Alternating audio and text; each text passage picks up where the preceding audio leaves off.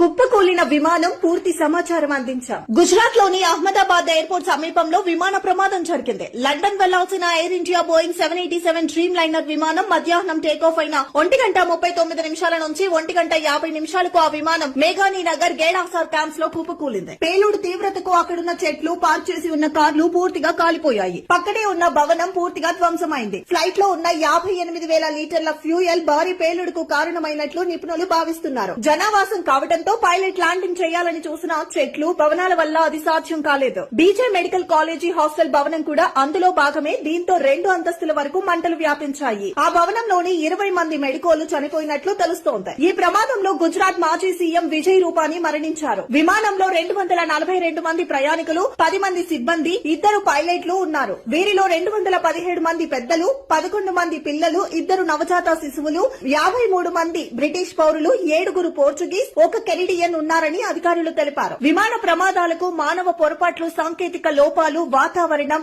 ATC సమస్యలు ప్రధాన కారణాలు. పైలట్లు లేదా సిబ్బంది మధ్య కమ్యూనికేషన్ లోపాలు, నావిగేషన్ సమస్యల వల్ల తరచూ ప్రమాదాలు సంభవిస్తుంటాయి. నిర్వహణ లోపం వల్ల ఫ్లైట్ లోని యంత్రాలు మొరాయించడమో ఓ కారణం. పక్షులు ఢీకొనటం, విమాన భాగాలు విరిగిపోవటం కూడా ప్రమాదానికి కారణమవుతాయి. తాజా అహ్మదాబాద్ ఘటన ఎలా జరిగిందనేది తెలియాల్సి ఉంది. దీంతో ఎయిర్పోర్ట్ ను తాత్కాలికంగా మూసివేస్తూ నిర్ణయం తీసుకున్నారు. ఇది తీవ్ర విషాదం మిగిల్చిన ప్రమాదం వందల కుటుంబాల్లో తీవ్ర విషాదాన్ని మిగిల్చింది. మరోవైపు మృతుల కుటుంబీకులు తమ వారిని కోల్పోయామన్న నిజాన్ని జీర్ణించుకోలేక గుండెలు పగిలేలా రోదిస్తున్నారు.